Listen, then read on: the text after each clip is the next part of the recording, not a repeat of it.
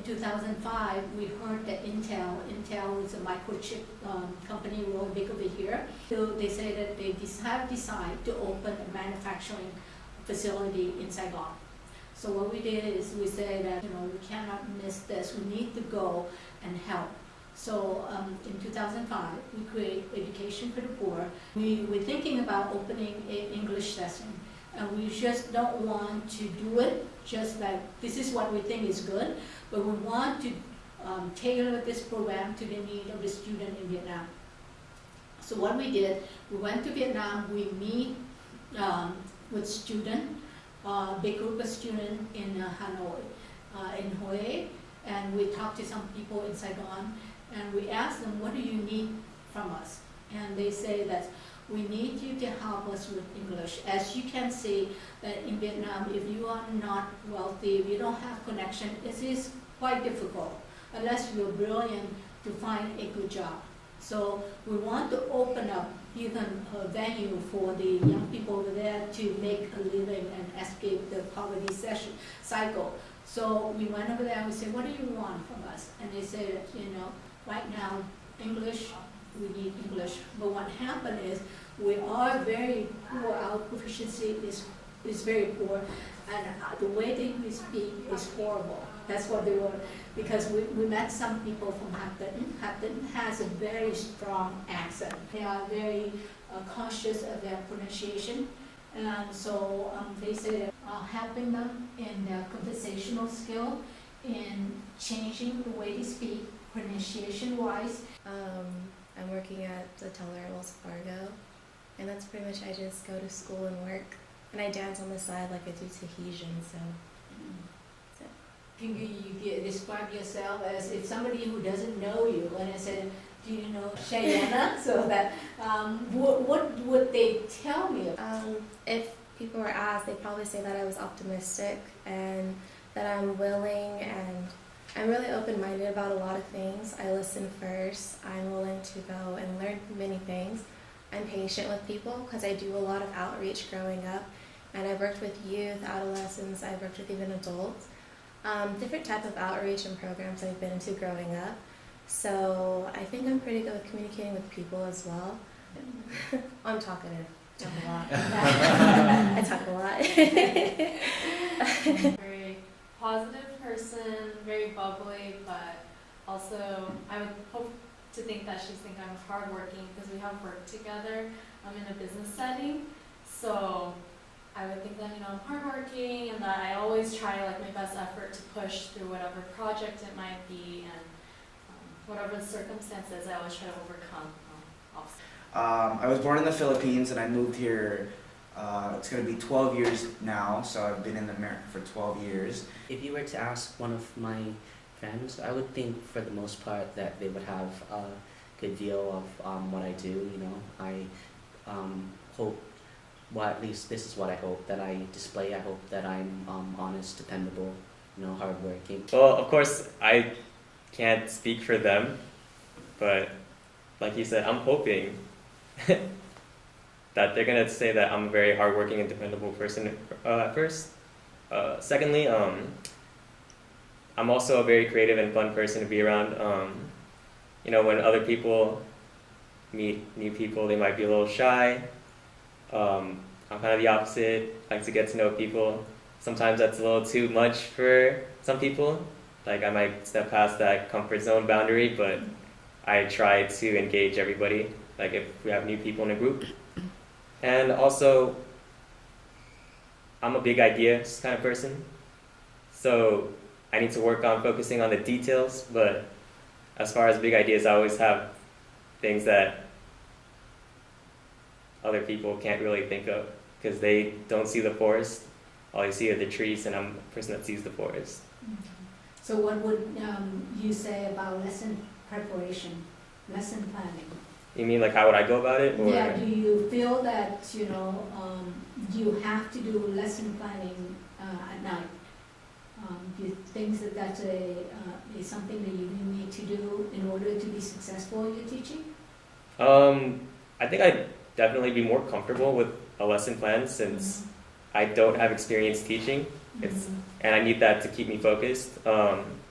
because I did say I have a tendency to go on tangents, but I wouldn't want to say wing it if I didn't have a lesson plan, but I could definitely like hold my own if I didn't have one, but I'd be a lot more comfortable with one. That's what a lot of volunteer may think, that because this is English, I have been speaking English all my life, this is a piece of cake. Mhm. But I can assure you, sometimes it is very difficult to swallow a piece of cake. Describe me as someone who is independent, adaptable, and flexible. I am flexible, as my friends would say, because during my time organizing Common Ground, we did run into a lot of problems. So everything that we had planned previously just went out the window, and we just had to go, with what was happening at the time. So it's important to stay calm and look at what was in front of you in order to successively put out the show. And so I would say that's very important for teaching. And what was the other question? I just wanted to ask you, how independent would you say you are? The reason I ask is we've been doing this program for the last 8 years, so we have a pretty good understanding of what the students need and what they expect. So do you think you have any issues following the curriculum we've provided for you? I definitely am able to collaborate with whatever others I'm working with. And not only am I just independent, I work well on teams because it is important to have others in order to successfully teach and other things. I'm motivated. If I have a goal and I know where I want to go, I will make that happen one way. I am friendly. I am really friendly. I like to talk. I like to be around people, socialize. I smile all the time. One of those things. And I'm a person that's usually on time. I'm always on time. I'm never late. And I'm responsible. We'll have Maybe you talk a little bit about the program, Yes, what you experience about the program Okay. in the summer. So I actually talked to you about this before. It's a 5-week-long program. You'll be teaching English for 5 days a week. You have a morning class and afternoon class. And your student varies. It depends on your classroom. Your classroom would be about, I think, 40 to 60 students per class. So it's a big difference from America. But it's totally worth it. It's doable, it's capable. Is students will be shy sometimes. Students that know English will tend to speak up more, but students that aren't that knowledgeable about it will be more, So we started the class really early, like 7:30. On weekends, you can go for sightseeing. 5 weeks is too short, and you will miss your student as well as the program. I'm sure you know of problems and challenges that you're going to face. How would you deal with challenges such as students cheating, rowdiness in classrooms, lesson planning, all that kind of stuff? I really believe in being prepared ahead of time, and I want to teach in 3 ways: the visual, auditory, and kinesthetic, and that's kind of using those different methods to kind of teach the class and kind of lesson plan accordingly. So if you look at the daily class routine that I set up for you, it implements those 3 styles. And I want to use some CDs to kind of do the auditory, which is hearing, the visual, so pictures. If you look at pronunciation activities, I would maybe have them look at pictures and then use that visual, and then have them kind of read aloud and say, hey, what is this picture? What is this? What are they doing? That being said, what do you think your greatest strength and weakness is when dealing with these obstacles? I think my greatest weakness is trying to overdo things, trying to go at the schedule, and I know I have to learn that, okay, not everything is going to be on schedule right at the minute, so to kind of just adjust to it, not to overstress what I'm trying to do. Do you have the patience? You think you have the patience? And that's to deal with that? I think that's my greatest strength is my patience, because I can put myself in their shoes. I can say, hey, you know, you've been there before. You're trying to learn that. And remember when you had difficulty. And so I think that my compassion allows me to be patient. So that's, I think, my greatest strength. Our perspective of college and what I should look forward to when I go into that. In terms of college life? I mean, like, not their college life, but what they learn in their college, like what they do there, Yeah. the English that they know. Is it how, like, can you just explain more about Yeah, it? so in terms of pronunciation, since the professors over there are Vietnamese born and raised, they have a really bad accent in terms when they're speaking English. Okay. So what you find is some students will argue with you. You don't pronounce it that way. Like we learned it some different way in college from our professors. But then you have to realize that one, you're from America, so you know what you're talking about and how to pronounce certain words, and you just need to let them know that this is how you really pronounce it. So why do you think you would be a good fit for this program? Eager to learn. You know, there's always more to learn, and I'd say I'm the perfect person for this because even though I don't have the teaching skills, I'm always a quick learner. I have the skills of communication, and I think that's just really important. And definitely just getting everybody engaged and just being passionate about what you do. And as long as you're passionate, then you can do anything. Well, as for myself, I have a penchant for teaching. Like when I went into my Cypress College for the first 2 years, I immediately started trying to go and set up a tutoring program, which I tutored a few kids over just the time that I was there.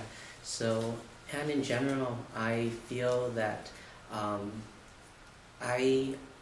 always trying to teach what I know. I just have that personality. When I'm doing judo, as it's one of my hobbies, I would always be sure to try to pass on the learning from the sensei to the other students as well. So it's the same for this situation with teaching English. I would pass on what I know to the fullest that I can. So what kind of legacy do you want to leave behind after the 5 weeks is over? Program will help them, but in 5 weeks to able to grasp the proficiency and fluency of the language, that's something out of many people's hands. So that's why I hope the legacy will be independence. I would hope that they would be able to continually learn English independently and motivate themselves to keep learning English even without the presence of an instructor or a tutor around. Definitely. I mean, like he says, the learning never stops there. I hope they don't think that I'm like the master of English, because I'm not. I'm far from that. I'm no Shakespeare, but I'm always learning. I'm learning from them, and that's what I want to impress upon them, is that you never stop learning, and one day you can start teaching too, just like me. I really like that saying where teach or give someone a fish and feed them a day or something, and then teach them how to fish and feed them for a lifetime. And so I really hope to share my knowledge and have them able to be independent themselves and self-sufficient in order to maybe inspire someone else. Just at least just one person that can have done my job. So just to assure you that yes, the legacy that you leave behind will be continued. We are very looking very much forward, and we think that we have the vision. So whoever volunteer with us, always have fun and really love the program. So that's what we want to do, is to make sure that you have a souvenir at the very end if you volunteer for us, that you have from very beginning to the end. Okay, thank you.